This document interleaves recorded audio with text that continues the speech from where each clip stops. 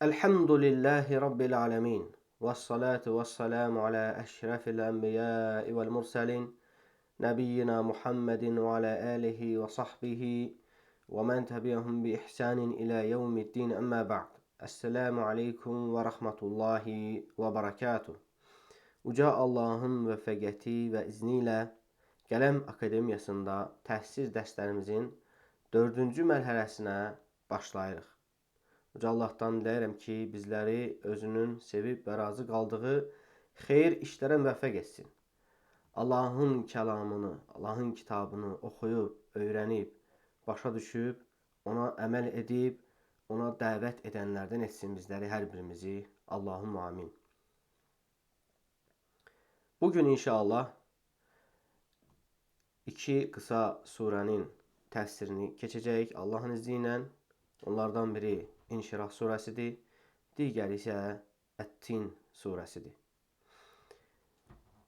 İnşirah surəsi Məkkə surələrindəndir. Bu surədə Allah Azza və Cəllə Muhammed sallallahu aleyhi və səlləmə olan fəzilətindən bəhs eləyir. Ona olan neymətinin əzəmətini bəyan eləyir. Və birinci ayədə Allah Azza və Cəllə buyurur: Ələm nəşrah ləkə sadrak.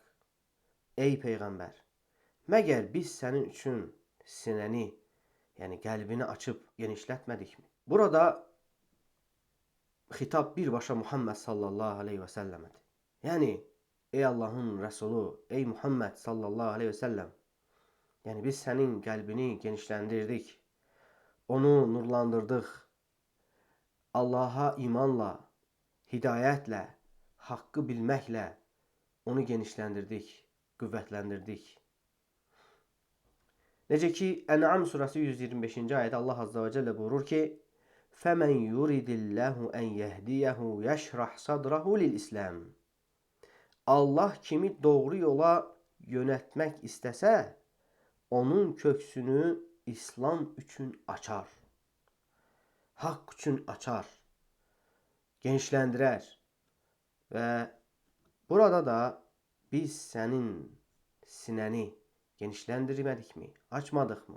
Bax, bu mənadadır ki, yəni Allah Azza və Cəllə öz Peyğəmbəri Muhammed sallallahu aleyhi və səlləmə əzəmətli bir nemət bəxş edərək, onun qəlbini hidayət üçün, nur üçün, haqq üçün genişləndirib. Sonra ayələrin davamında Allah Azza və Cəllə yenə öz Peyğəmbəri Muhammed sallallahu aleyhi və səlləmə verdiyi, bəxş etdiyi əzəmətli nemətlərdən danışır. Buyurur ki, ikinci ayədə Allah Azza və Cəllə وَوَضَعْنَا عَنْكَ وِزْرَكَ. Yükünü səndən götürmədikmi?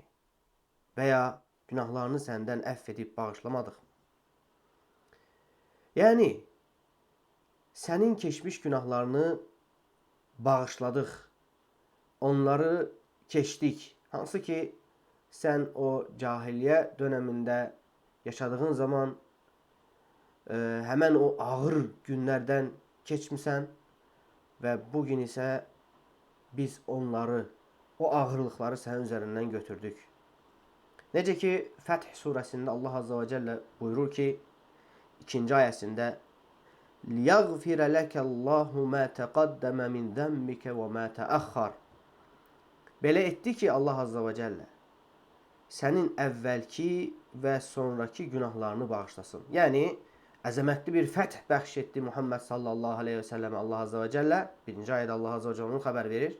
Fəth surəsi birinci ayədə zəfər bəxş edir.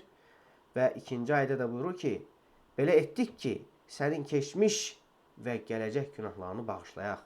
Və sonra üçüncü ayədə Şərh surəsi, yəni İnşirah surəsi 3-cü ayədə Allah Azza və Cəllə buyurur ki, Əl-ləzi ənqada zahrak. Həmən o günahlar haqqında buyurur. Hansı ki, o yük elə bir yük idi ki, elə bir günah idi ki, sənin belini bükmüşdü. Sənə ağırlıq edirdi, səni yorurdu. Biz isə onu səndən götürdük, səni əff etdik, bağışladıq. Və Allah Azza və Cəllənin Muhammed sallallahu aleyhi və səlləmə verdiyi nemətlər bununla tamamlanmır. Ard-arda gəlir və Allah Azza və Cəllə bunları bizlərə bəzilərini xəbər verir. Həmçinin öz Peyğəmbərinə bunu xatırladır. 4-cü ayədə buyurur ki, وَرَفَعْنَا لَكَ ذِكْرَكَ Biz sənin ad sanını ucaltmadıqmı? Şanını, şöhrətini ucaltmadıqmı? Və bu, Allah Azze və Cəllə tərəfindən əzəmətli bir minnətdir, əzəmətli bir neymətdir. Allah Azze və Cəllə Muhammed sallallahu aleyhi və səlləmə olan neymətini o qədər əzəmətli etmişdi ki, Muhammed sallallahu aleyhi və səlləmə Allah Azze və Cəllə o qədər əzəmətli neymətlər vermişdi ki, hətta onun şənini, adını, sanını bu dünyada da, ahirətdə də ucaltdı. Elə bir xütbə verən yoxdur ki, Muhammed sallallahu aleyhi və səlləmin risalətinə, peyğəmbərliyinə şəhadət gətirməsin. Elə bir şəhadət gətirib İslam'a girən yoxdur ki, Muhammed sallallahu aleyhi və səlləmin adını çəkməsin, onun peyğəmbərliyinə şəhadət gətirməsin. Elə bir namaz qılan yoxdur ki, hər namazında Muhammed sallallahu aleyhi və səlləmin adını çəkməsin, onun peyğəmbərliyinə şəhadət gətirməsin. Əşhədü ən la iləhə illallah və əşhədü ənə Muhammedən Rasulullah deyərək bütün xatiblər, xütbə verənlər, bütün şəhadət gətirənlər, bütün namaz qılanlar Muhammed sallallahu aleyhi və səlləmin adını çəkirlər. Və bu Allah Azze və Cəllənin Muhammed sallallahu aleyhi və səlləmi əzəmətləşdirməsindən, onun hörmətini, adını, sanını ucaltmasındandır. Belə ki, Allah Azze və Cəllə öz peyğəmbərinin adını öz adı ilə yanaşı çəkdirir şəhadətdə. Müəzzin belə əzan verərkən, gündə 5 dəfə əzan verərkən Muhammed sallallahu aleyhi və səlləmin də adını çəkir və onun Allahın qulu və rəsulu olmasına şəhadət gətirir. Hər gün, gündə 5 dəfə dünyanın müxtəlif yerlərində qiyamətə qədər bu cür davam eləyəcək Muhammed sallallahu aleyhi və səlləmin adı çəkilir. Və bu Allah Azze və Cəllənin Muhammed sallallahu aleyhi və səlləmin adını, sanını ucaltmasıdır. Və sonra daha böyük, əzəmətli müjdələr verir Allah Azze və Cəllə öz peyğəmbəri Muhammed sallallahu aleyhi və səlləmə. Buyurur ki, 5-ci ayədə فَإِنَّ مَعَ الْأُسْرِ يُسْرًا Şübhəsiz ki, çətinliklə bərabər bir asanlıq vardır. Yəni, sənin işin nə qədər çətinləşsə də, nə qədər çətdə düşsə də, hansı ki, Muhammed sallallahu aleyhi və səlləm dəvətin ilk vaxtlarında müşriklərlə cihadda həm elmi cəhətdən, həm fiziki cəhətdən onlarla mübarizədə idi. Onlar Muhammed sallallahu aleyhi və səlləmin qarşısını, onun dəvətinin qarşısını almaq istəyirdilər. Hətta Muhammed sallallahu aleyhi və səlləmi öldürmək istəyirdilər. Onun izini itirmək istəyirdilər. Və bu, Muhammed sallallahu aleyhi və səlləm üçün böyük bir çətinlik, böyük bir ağırlıq idi. Amma Allah Azze və Cəllə öz peyğəmbərini müjdəliyir bununla. Ki, yəni, çətinlik olmasına baxmayaraq, bundan sonra asanlıq gələcək. Və Allah Azze və Cəllə vədinə xilaf çıxan deyil. Bu bir növ Allah Azze və Cəllə tərəfindən bir vəddir, bir müjdədir. Həqiqətən də belə olur. Allah Azze və Cəllə Muhammed sallallahu aleyhi və səlləm üstün edir onlardan. Nəticədə yəni onlar Muhammed sallallahu aleyhi və səlləmə və onun gətirdiyinə tabi olurlar, qəbul edirlər artıq. Və bu da Allah Azze və Cəllənin onlar üzərində Muhammed sallallahu aleyhi və səlləmi üstün etməsidir. Yenə də ucaltmasıdır öz peyğəmbərini. Və həmçinin çətinlikdən sonra asanlığın gəlməsinin bir dəlilidir. Və növbəti ayədə, 6-cı ayədə yenə Allah Azze və Cəllə buyurur. İnnə ma'al usri yusra. Əlbəttə ki, çətinliklə bərabər bir asanlıq vardır. Artıq burada təkrar gəlir. Ayə təkrarlanır. Və bu, Allah Azze və Cəllənin vədinin təkidləşməsi və eyni zamanda ümidin əzəmətləşməsidir. Həm Allah Azze və Cəllə öz vədini təkidləşdirir, təkrarlayır, daha da diqqətə çatdırır, həm də öz peyğəmbərində ümidi gücləndirir. Və digər bu ayəni oxuyan hər bir kəsdə həqiqətən hər çətinlikdən sonra bir asanlıq gəlir. Və bu Allah Azze və Cəllənin vədidir. Və sonra 7-ci ayədə buyurur ki, Allah Azze və Cəllə فَإِذَا فَرَغْتَ فَانْصَبْ İşlərini qurtaran kimi Allah yolunda çalış. Yəni, digər dünya işlərin ki var səni məşğul edir, sənin vaxtını alır.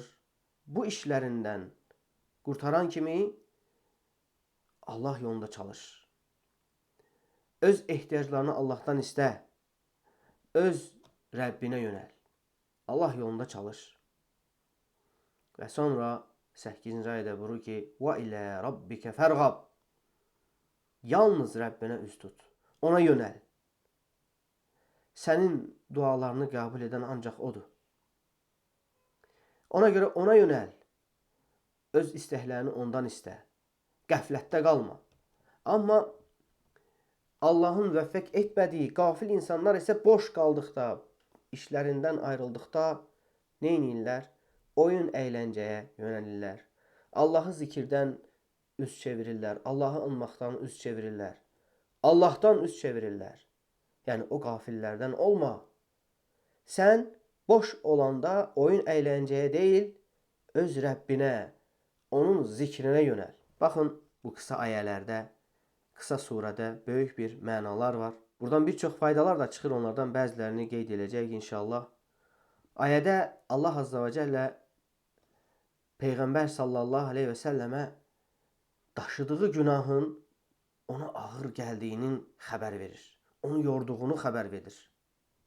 Və iş orasıdır ki, Allahın Peyğəmbəri böyük günahlar daşımayıb. O haqda da az sonra gələcək. Burada qeyd olunan o günah, o yük kiçik günah idi. Kiçik bir yüklər idi. Amma onunla bərabər Peyğəmbərə, Allahın Rəsuluna ağır gəlirdi. Və Peyğəmbər sallallahu aleyhi və səlləm bununla yüklənmiş özünü hiss edirdi. Amma insanların çoxu böyük günahlar işləyir. Və ağır yüklərin altına girir, amma sanki heç bir yük daşımırmış kimi özlərini aparırlar. Və bu şübhəsiz ki, imanın zəifliyi və bəsirətin zəifliyindəndir və qəflətin üstün gəlməsindəndir ki, insan günahlar işləyir, ağır günahlar işləyir, böyük günahlar işləyir, amma bunu özündə hiss etmir. Bunu özünə yük hesab etmir. Və şübhəsiz ki, bu özü özlüyündə bir müsibətdir. Ona görə başqa bir hədisdə də Peyğəmbər sallallahu aleyhi və səlləm xəbər verir ki, mömin günahı kiçik də olsa, onu altında durduğu əzəmətli bir qaya parçasına bənzədər ki, sanki onun üzərinə düşüb onu əzəcəkmiş kimi. Amma qafil insan, münafiq isə günahını burnunun ucuna yaxınlaşan burnuna qonan bir milçək kimi görər ki, sanki onu bir dənə hərəkətlə onu özündən uzaqlaşdıracaq. Yəni qorxmur böyük günahını. Amma mömin kiçik günahından bax bu cür qorxur. Və şübhəsiz ki, möminlərin ən üstünü Muhammed sallallahu aleyhi və səlləm idi. Onun üçün o günahı kiçik olsa da ona ağır gəlirdi. İndi burada bir sual çıxır. Sual çıxır və hər kəsi maraqlandıran bir sual çıxır ki, Muhammed sallallahu aleyhi və səlləm, Allahın elçisi sallallahu aleyhi və səlləm hər hansı bir günaha, hər hansı bir xətaya düşüb. İbn-i Seymur rahimehullah buyurur ki, biz bu qədər açıq aydın, yəni dəlilləri, nasları görməzdən gələnmərik və bunu inkar edə bilmərik. Məsələ günaha, xətaya düşməkdən getmir. Məsələ insanın həmən o günahdan təmizlənməyindən gedir. Necə ki, Peyğəmbər sallallahu aleyhi ve sellem özü buyurur ki, Kullu bəni Ədəm xatta və xayrul xattainət təvvəbun. Bütün Ədəm oğulları, bütün Ədəm övladı xətakardır, yəni günahkardır, günaha düşəndir. Və həmən o günahkarların, həmən o günaha düşənlərin ən xeyirlisi də tövbə edənlərdir. Bu hədisi İmam Ət-Tirmizi və İbn Məcə rəvayət edib və Şeyx Albani Həsən olduğunu bildirib. Və bu ümumidir. Yəni, hər bir kəs buraya daxildir. Hər bir kəs xəta eləyə bilər. Amma burada nəzərə alınmalı olan, diqqətə alınmalı olan bir məsələ var ki, Allah Azza və Cəllə Peyğəmbərləri böyük günahlara düşməkdən qoruyub. Məsələn, yalan danışmaq kimi, xəyanət kimi, zina kimi. Bax, bu cür əxlaqı pozan, dinin əslinə zərər verən bu cür böyük günahlardan Allah Azze ve Celle öz peyğəmbərlərini qoruyub. Amma kiçik xətalara isə onların düşməsi mümkündür. Çünki onlar da Adəm övladıdır. Və Allah Azze ve Celle onların o kiçik günahlarını da şübhəsiz ki bağışlayıb hamısını. Çünki onlar en çok tövbə edənlər, en çok bağışlanma diləyənlər idi. Və Allah Azze ve Celle öz peyğəmbərinin keçmiş və gələcək günahlarını hamısını bağışlamışdı. Və həmçinin bu surədə əzəmətli bir müjdə var. O da odur ki, insan nə qədər də olsa çətinliklə qarşılaşsa, bilməlidir ki, o çətinlikdən sonra bir asanlıq gələcək. Hətta o çətinlik bir kərtənkələ yuvasına gedib girsə belə, onun ardınca asanlıq gedib onu oradan çıxaracaq. Yəni çətinlikdən sonra asanlıq gələcək. Necə ki Ət-Talaq surəsi 7-ci ayədə Allah Azze ve Celle buyurur ki: "Seyec'alullahu ba'de usrin yusra." Allah hər bir çətinlikdən sonra asanlıq edəcəkdir. Yəni çətinlik ola bilər. Bu bir imtihandır, bu bir sınaqdır. Amma bu daimi deyil. Bir gün aradan qalxacaq, onun əvəzinə asanlıq gələcək. Və burada bir alimlər gözəl bir fayda da gətirir. Baxın, ərəb dilinin gözəlliklərindəndir ki, ərəb dilinin əzəmətli qaydalarındandır ki, orada hətta bir hərf belə, bir hərəkə belə əhəmiyyətli bir məna daşıyır. Heç bir şey yəni boşuna deyil. Və Allah Azze ve Celle bu kəlamı, Quranı ərəb dilində nazil edib. Və Allah Azze ve Celle hikmətlilərin ən hikmətlisidir. Allah'ın kəlamı, kəlamların ən üstünüdür. Baxın, burada Allah Azze ve Celle bir ayəni 2 dəfə təkrar edir. Buyurur ki, فَإِنَّ مَعَ الْأُسْرِ يُسْرًا. Baxın, burada çətinlik kəlməsinə gəldikdə, bu kəlmə müəyyənlikdə gəlir. Əlif, ləm artiklı ilə gəlir. Əl-usr. Yəni müəyyən bir çətinlikdən gedir söhbət. Həqiqətən müəyyən bir çətinlik yusra, sonra deyir yusra, onun ardınca asanlıq gəlir. Asanlıq isə qeyri-müəyyənlikdə gəlir. Növbəti ayədə yenə İnnə ma'al usri yusra. Həqiqətən müəyyənlikdədir yenə də çətinlik. Çətinlikdən sonra asanlıq gəlir. Asanlıq isə qeyri-müəyyənlikdədir. Və ərəb dilinin qaydalarındandır ki, əgər bax bu cür cümlədə, iki cümlədə bir kəlmə təkrarlanarsa, bir kəlmə birinci cümlədə müəyyənlikdə gələrsə, ikinci cümlədə də müəyyənlikdə gələrsə, artıq bu bir şeyə dəlalət edir. Yəni birinci ayədə də, ikinci ayədə də keçən o çətinlik bir çətinlikdir. Bir çətinlikdən gedir söhbət. Amma asanlığa gəldikdə isə qeyri-müəyyənlikdə gəlib. Ona görə birinci ayədəki asanlıq müstəqil bir asanlıqdır. İkinci ayədəki asanlıq da qeyri-müəyyənlikdə gəldiyi üçün müstəqil asanlıqdır. Yəni belə götürəndə iki ayədə bir çətinlik, amma iki asanlıqdan söhbət gedir. Və iki asanlıq da bir çətinliyə hər zaman üstün gəlir.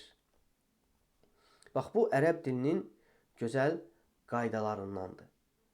Yəni, müxtəsər olaraq desək, çətinliyin yanında asanlıq var və həmən o çətinliyin yanında, ikinci ayədə gəlir, həmən o çətinliyin yanında başqa bir asanlıq da yenə var. Baxın, iki ayəni cəm eləyirik. Çətinliklə bərabər asanlıq var. Həmən o çətinlik var idi birinci ayədə. Onun yanında başqa bir asanlıq da var. Artıq iki asanlıq gəldi. Çünki asanlıq, yenə deyirik təkrarən, qeyri-müəyyənlikdə gəlir. Çətinlik isə müəyyənlikdə gəlir. Birinci ayədəki müəyyənlikdə gələn çətinliklə ikinci ayədə gələn müəyyənlikdəki çətinlik bir çətinlikdir. Eyni çətinlikdən gedir söhbət. Amma asanlıq isə qeyri-müəyyənlikdə gəldiyi üçün Hər ayədə müstəqil asanlıqdan gedir söhbət. Yəni 2 asanlıq, 1 çətinlik. Və bu da Allah Azza və Cəllənin kələminin, Allah Azza və Cəllənin kəlamının, Allah Azza və Cəllənin sözünün əzəmətindəndir. Hikmətinin əzəmətindəndir.